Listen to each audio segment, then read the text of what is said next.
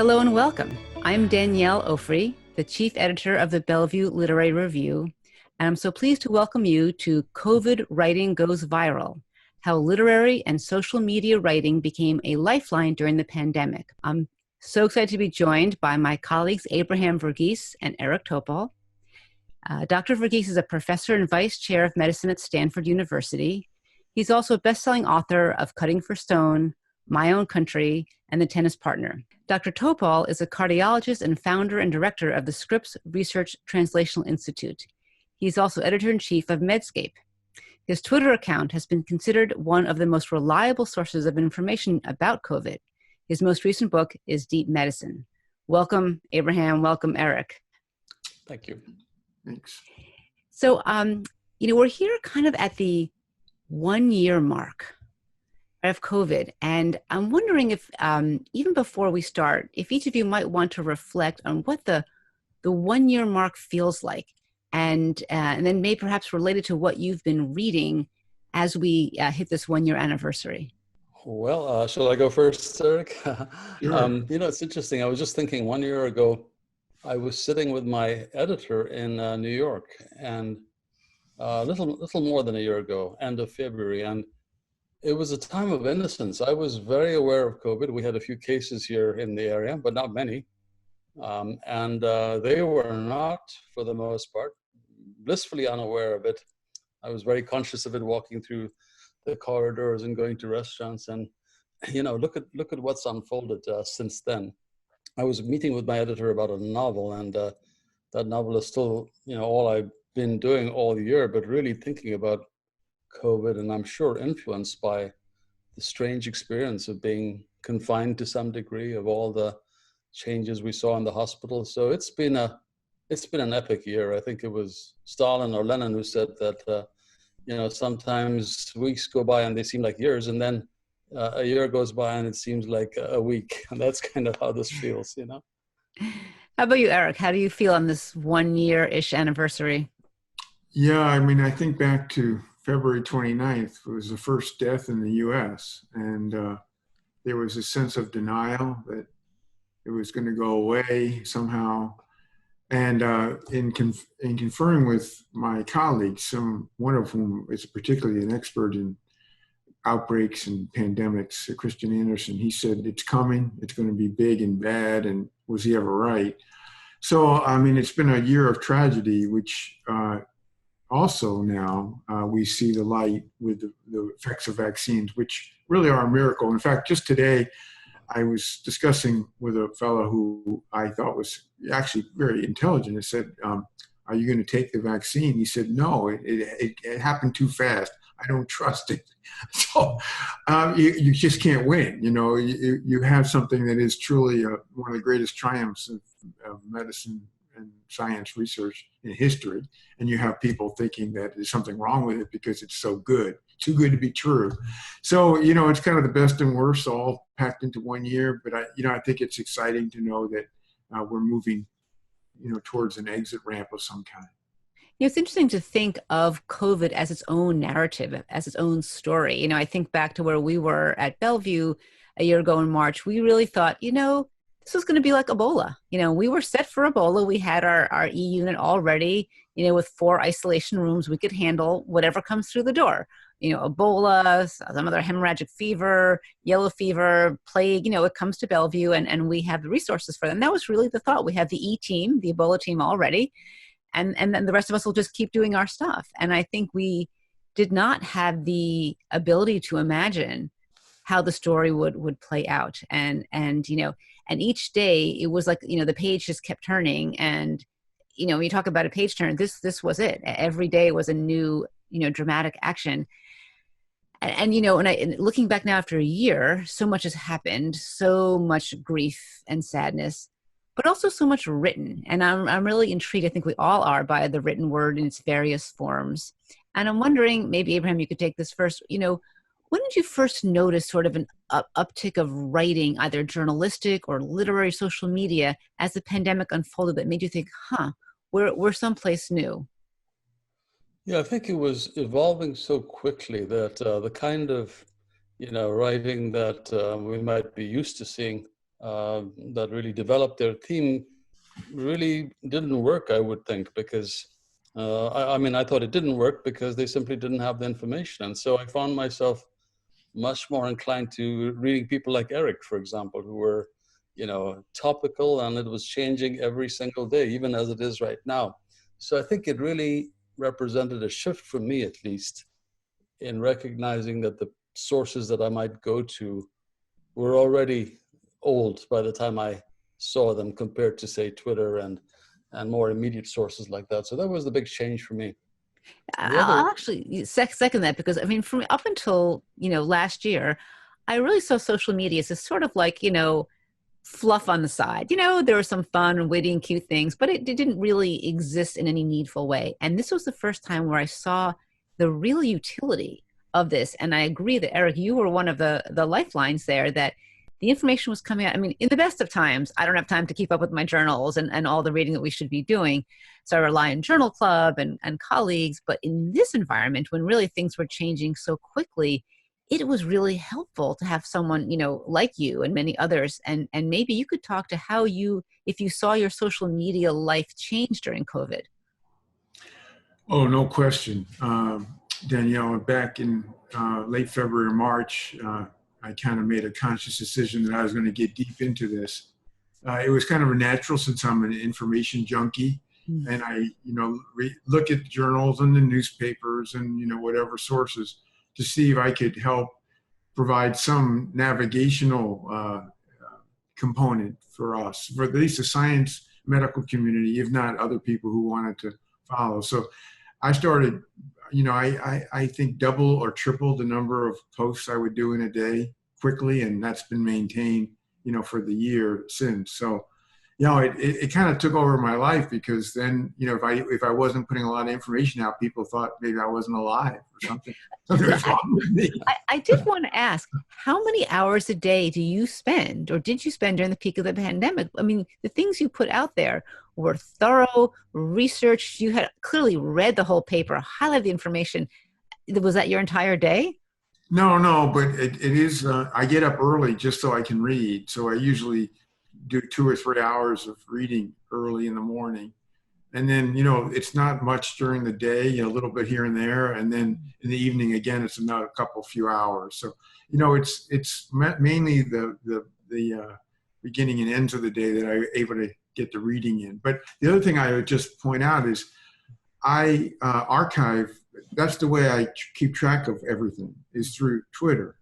So, that's perfect for me. It's not only sharing, it's also helping me, because then I can find stuff again. Oh, really? So that's your file cabinet now? Yes, it has been all for the last 11 years. So it kind of got convenient, because, even though I was putting up a lot more stuff, it helped to have it all so well organized I could get to anything I wanted. That turns out to be really helpful when you're trying to figure out, what you barely remember from, week or month or whatever earlier. Is that something, Eric, that you do through Twitter? Is that a function of the Twitter, or something you do separate from it? No, through the Twitter. There's a mytweets.net, and basically have it all filed in there. And if I just put in the topic, the hashtag or whatever, and any extra word, I can find, any one of these tens of thousands of whatever tweets about COVID. So yeah, no, it's actually a really great way to keep track of stuff. That's wonderful. Yeah, the other big thing I found on Twitter mainly was the educational aspect. I mean, there was a real switch to like a very, in some ways, old-fashioned way, like the quick on-the-fly journal clubs. I mean, there were little tutorials on vent management, ABG refreshers. I mean, things that I really needed, and I found them so helpful. Or discussions about what people were doing, proning, how to interpret X-rays, in the age of COVID. And that, I had not seen that before, and maybe I had missed it, but I found it in a utility, in a way of, and getting an educational little tutorial from someone in Italy, that I hadn't never met before, but now they could teach it from their experience. And Abraham, I mean, you are so involved in education. Do you see this as changing somehow the way the educational model we're going to use? I think it already has. I mean, the other thing that happened for us is that our grand rounds, where we would have, maybe 200 people, became this event where we had 1,000 people, and it was all by Zoom. And I can't see us going back to the old model without combining it with some sort of function like that. I will say though, I'm certainly not a Twitter expert. I read a lot of it, but I've never really quite got the hang of it, as Eric likes to tease me. But there's an important function that we all exercise, consciously or not, where you really have to filter out the stuff that makes its way to Twitter, that you wind up looking at, because something has been retweeted by someone and this filtering function is so key. You really have to listen to the people you want to listen to and start making value judgments about some of the other stuff you hear, that you begin to realize, well, wait a minute, this is a bit more on the fringe than I am ready for, and that was interesting to me. Yeah, although sometimes wonder if because it is sort of pre-filtered by who one follows, who one doesn't follow, whether you're not ever learning. There's a whole other thing out there that maybe I'll never learn about because somehow our little worlds don't overlap. And you can make the analogy politically or socially, other things, but even just educationally, that maybe I am not missing out on the people who are reviewing these other journals and I'll never learn about them. And, that's just happenstance because of who I happen to be following. Yeah, one of the things that the bright spot, I want to acknowledge what Abraham mentioned, the bad information, disinformation stuff is certainly an issue that has to be dealt with. But what I have found especially stimulating is this transdisciplinary, making friends and having, all these new synapses worldwide. So I just yesterday I wrote a piece with Roberto Bironi, who's the Tony Fauci of Italy in medicine. And he's become a good friend. And I had no idea that some 25 years ago, he was at Scripps Research as a postdoc. Yeah. And Eddie Holmes in Australia and all these different people in different areas, whether it's virology, immunology, structural biology, just goes on and on. So it's been the most intellectually stimulating time of my life. And I don't even have any background in any of this stuff. I don't know anything about infectious disease or immunology, virology. In fact, I used to avoid all that stuff. But it's very interesting, it really is. What Eric has done so well in our podcast, Medicine and the Machine, Eric has really brought to us, or introduced for us, scientists who I think, I'm not sure I would ever have known of them, but their voices had emerged on Twitter as being reliable sources of information in epidemiology and virology and, in various fields. And I think, I sort of got to watch Eric, do that, sort of find the right voices on Twitter. And if you're following him, then you wind up learning about these other folks as well. And I found actually a parallel issue, if I can switch the conversation a bit, to sort of the literary writing or journalistic writing that came out of COVID, of which there was a lot. Many people wrote about their experiences. They were so intense. And I found it was a way to learn about what other people in the hospital do. Nurses were writing, physical therapists, respiratory therapists, cafeteria workers, nursing, people working in nursing homes, things that you might not come across in your daily little world. And talk about interdisciplinary, I felt that there was this chance to delve into the world. Right now in the BLR, we're publishing this fall, 2 of our prize-winning essays are fiction, and one is by a physical therapist who writes a piece about a physical therapist during COVID. I never really sort of thought about the physical therapist connection to the patient and how that works. And then another piece that we're publishing is the public health worker who's sent to go talk to some recluse and let them know about the pandemic and try and get them to wear a mask. And some poor young recruit who draws the short straw has got to go out into the countryside and deal with an ornery old person. I didn't really think about what those people do. And I think there was quite a flowering of narrative writing and essay writing. And Abraham, anything that you've read or perspectives that have caught your eye? I think very much like you, I was, intrigued by many of the personal narratives. There are so many of them, and again, you need the filtering function.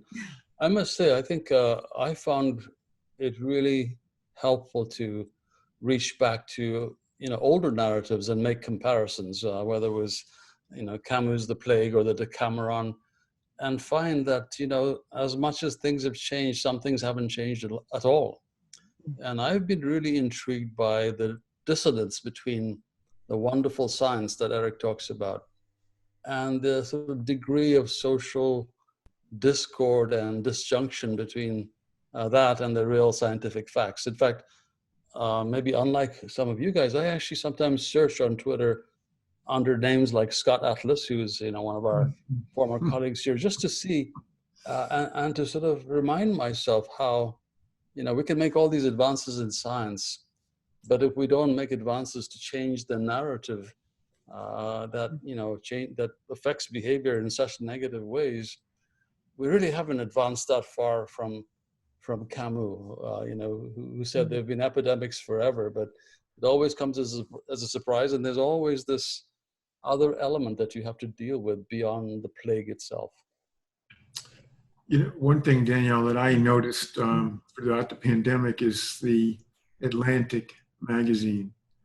I had never seen it shine like this, but it had such extraordinary pieces on the medical side, the science side, every aspect, whether it was Ed Young or Zeynep Tufekci or, so many people there have written some extraordinary work, some major long reads that are, like multiple book chapters, but, well worth it. I was surprised how they really came to life in so many respects. And also that they got behind the data tracking. So interestingly, the CDC had failed, didn't even show up, but they sponsored this COVID-19 tracking project. So for a magazine to contribute in that way really differentiated them, from so many others prior to the pandemic, at least, in my opinion. Yeah, I actually felt the same way about the New Yorker, which seemed to be almost like a scientific and social resource. There was such intense writing, both, sort of on the ground, first person writing, but also just scientific background. I found it educational. And in fact, when Lawrence Wright had his last piece, The Plague Year, which I think was maybe 70,000 words when it turned in, was still 35,000 words. I almost didn't read it thinking, oh, can I live through this again? It was riveting. It was absolutely riveting. And then I realized he had published a novel about a pandemic just, in 2020. And now here he was writing the nonfiction counterpart. Oh, you're right. That was the whole issue. It was amazing. It was, and actually, maybe we could step back a little bit, as Abraham intimated, and think about some of the other things that we have read, in the past. And I thought a lot about Jose Saramago's Blindness. The plague of blindness as this metaphor, and I wondered how many of us became blind during this epidemic, blind to facts. And right on the one hand, as you say, the medical profession, the healthcare world actually became quite unified during this. We really were in this boat together in a powerful way, but at the same time, the world around us seemed to shatter, and the amount of blindness just staggered me. And I'm wondering if you want to share anything that you've thought about that's reflected upon what we see today. Maybe I'll begin by saying that I used to teach Camus' The Plague in various different settings. So I thought it was a book that I knew well, but I saw it in an entirely different light this last year. I actually saw the genius behind it. Here's a guy who, I don't think he actually lived through a plague. This was a imaginary town based on a city in Algeria. But he really anticipated all the social ills that we saw. And I think there were entire passages of the book that I had read before without really appreciating what he was getting at, and seeing it sort of come into play, this year with us. So, yeah, I think that to me, that was still the most intriguing story for me, is the social discord. And I'm a very slow writer, as you know. So I think it's going to take me a long while to sort of translate this into something meaningful, whether it's a short story or whether it informs a novel. But I think there was a great deal to learn there. Yeah, you yourself have said often that describing fiction as the great lie that tells the truth. And I think Indeed, these are some examples. Love in the Time of Cholera also comes to mind, in the way that magical realism, which you would think is just the wrong thing we need at a time when we need facts, but sometimes the magical realism feels like it explains things in a way that the actual facts don't. And I was thinking, the other things I was thinking about is all the writing that took place during the AIDS epidemic. sort of generation before, there was a lot of, I think, healthcare workers who for the first time were writing, and journalists I was thinking about, and the band played on, and how that was sort of formative in shaping the narrative of the epidemic for history. That became the draft of how we look back on it. And I think we didn't really have it till people wrote about it. And I, wonder who will be writing the book on this narrative of our current pandemic. And maybe it's going to be this collective narrative that we create with all of these strands of writing. My suspicion is that, the HIV epidemic was very special. It's really began affecting very discrete groups, and their voices were already not being heard very well. So, for example, for me, it was my first awareness of, I was not homophobic, I was homo-ignorant. Yeah. And all of a sudden, as an ID physician, I became intensely aware of gay men, and, had so much that I learned from them. So I think the literature around HIV was also very much literature about gay men and about their lives and about their struggle and being marginalized. I suspect this epidemic, to me, it will be much more like something like the Great Depression or World War II, where, as you said, it's going to inform all narrative. It's going to infuse itself in, generations of kids, or at least this generation of kids and adults, every time they talk about their lives. Yeah, I mean, there's been a couple of pandemic books already out there, one by Nicholas Christakis and another by Fareed Zakaria. I think it's premature to write the book on the pandemic and to try to predict where we go from here, because we're still in the midst of it. I mean, I wish we were further along, but, hopefully, later this year, we'll have a better sense.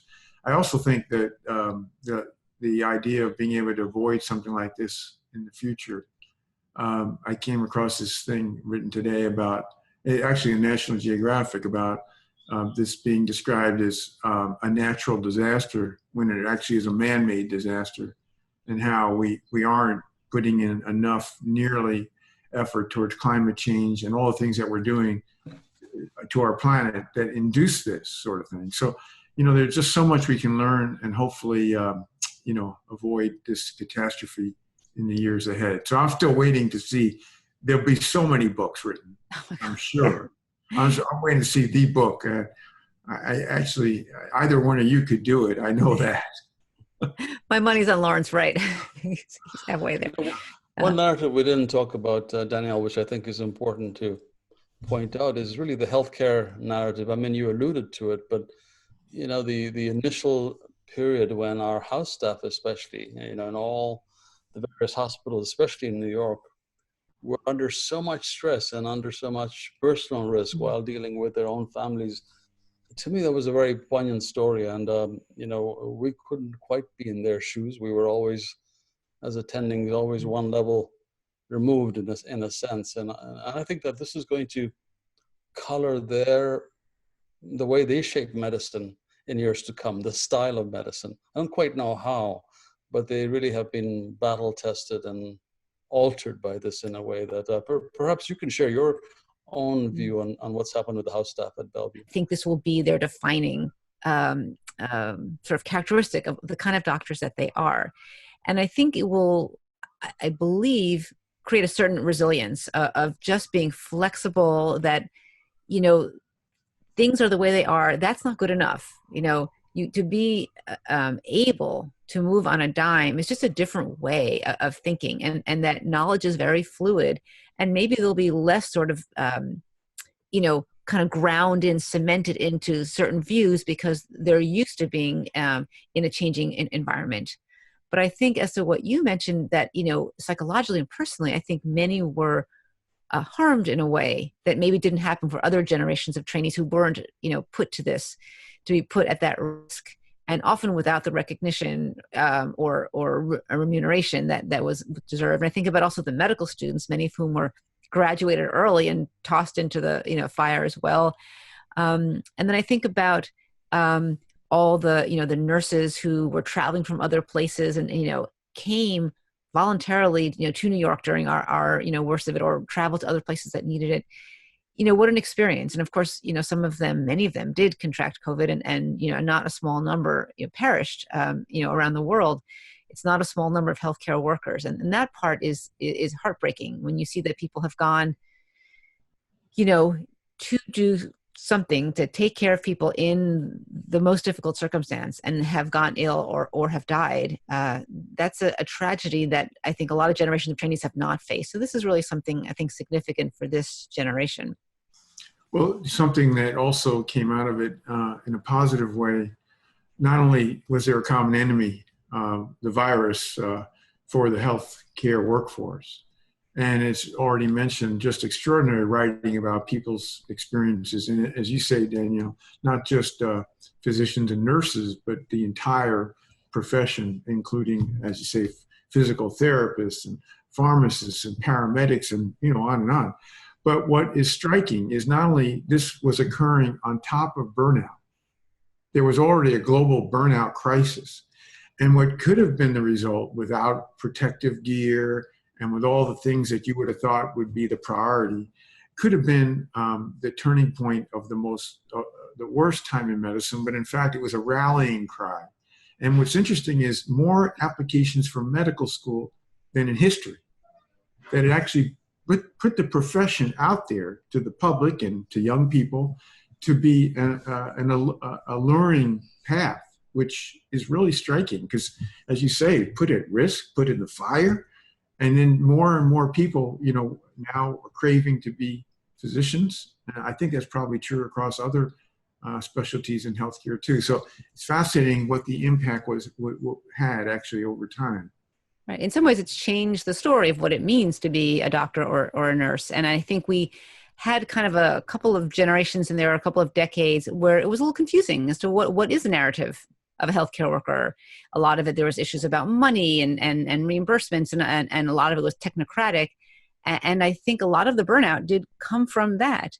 And this reminded us of the sort of the really baseline of what it means to be in healthcare, of taking care of patients. Our medical director, Nate Link, just published a book called The Ailing Nation, where he looked at our nation as though the U.S., as though it were a patient with a chronic illness, and kind of took the chief of medicine kind of look at it, which is a fascinating book. But one thing I was just reading an excerpt that, when it came to the COVID pandemic, listen, people in the hospital, we've got different political views and personal views, but when it was time to take care of patients, all that was dropped. Like there was no question that everyone puts all that aside because that's a profession. That is what you do. And there's no doubt that would happen.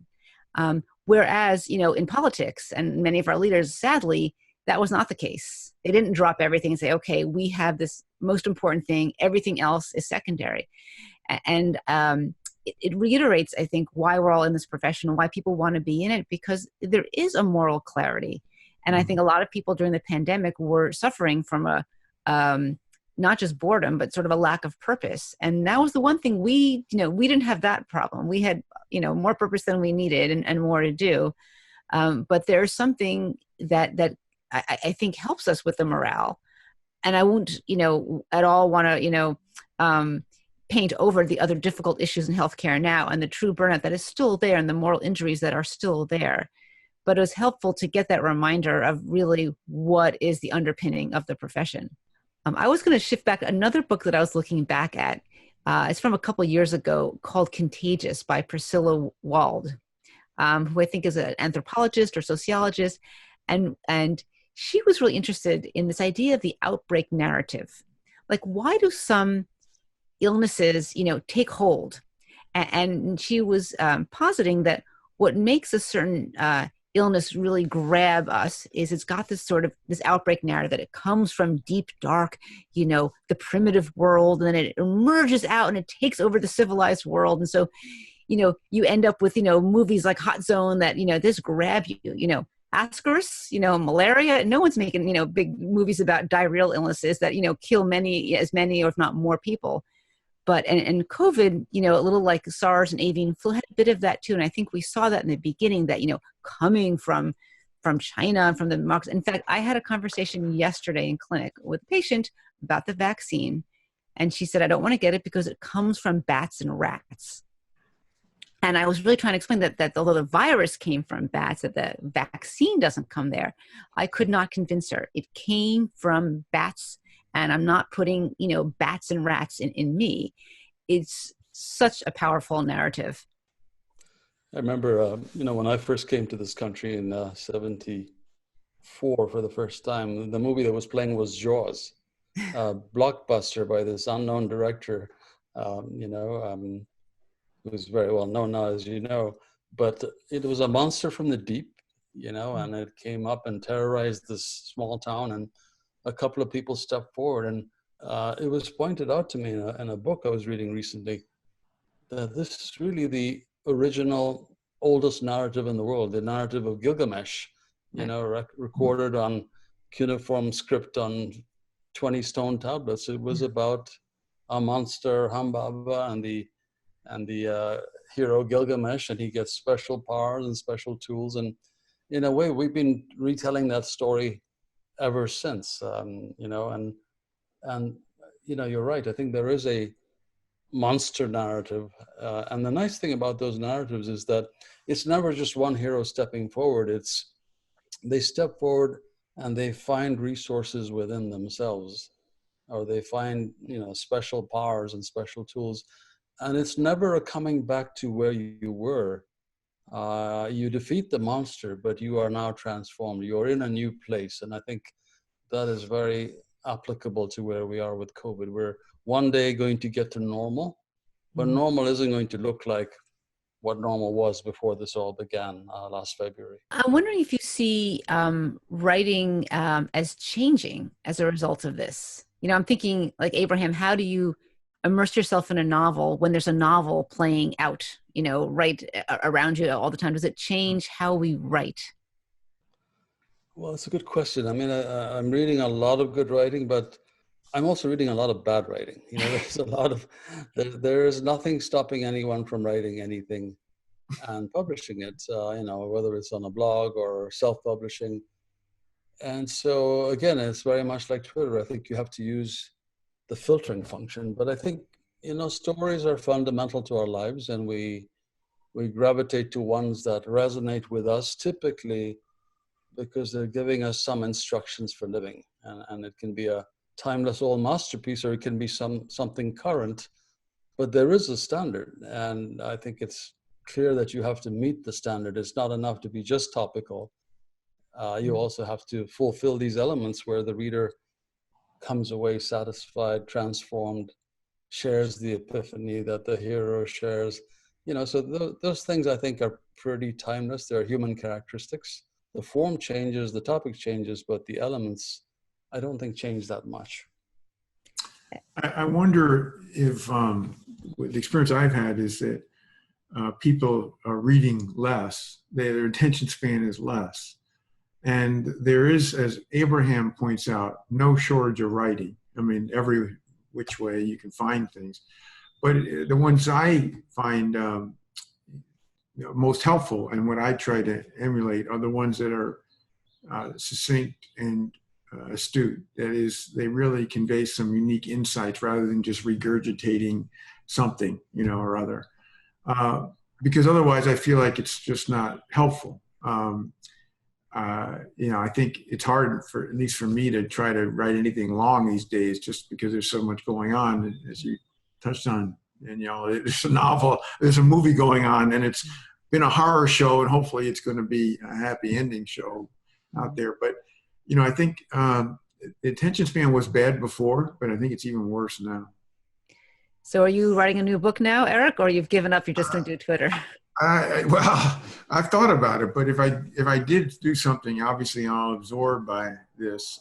It would have to be something, I have no plan for it at this point, but it has to be something where I really thought I could contribute something meaningful, that it would fulfill those kind of criteria. And I haven't yet come to that. I mean, there's going to be so many books about how the United States, effed it up so bad. I mean, that. Right. But I don't want to do that. I mean, that's just, but if it ever came as Abraham said, an epiphany of an angle that was just, really unique, maybe. But no, at this point, no plan. I mean, here's my one thing. I mean, I appreciate that everyone's attention span is short, and so social media sort of fills that. And I think with COVID, we wanted those quick things. But what I find that social media lacks is, where does the nuance come in? What happens with ambiguity, vulnerability, which I think so much of that came up during this pandemic, and that doesn't translate well into 140 characters. I think we need the poets and the novelists and the people to write the 35,000 word articles to delve into them. And although we all say, oh, I can't read another book, how is social media going to do that for all these other parts that the pandemic brings up? Yeah, well, that's the storytelling that you're not going to get. At least they went up to 280 characters, but no, there's no storytelling on Twitter or any social media. But that's what, that's why when I mentioned Walter Isaacson's book, Code Breaker, he's one of the great storytellers. I mean, the people that can do that well are worth our time and our, delving into. But yeah, I mean, the ambiguity, should you wear a mask? Should you not wear a mask? How important is ventilation? Not important. All the schools opening, closed. I mean, everything you could think of, there's been ambiguity. All at some point, if not constant ambiguity. And you don't get that straightened out, in a 280 character post or many posts. Absolutely. It makes me think, if I can put in a pitch for one thing that's both concise and can be brief, but also can pull in nuance, ambiguity, I would propose poetry. I think poetry has that unique ability to sort of dispense with the sort of fact-based narrative and take some essence of something ambiguous or vulnerable and pull that right out by using metaphor. And I know we have a fraught history of thinking about illness as metaphor and whether that works or not.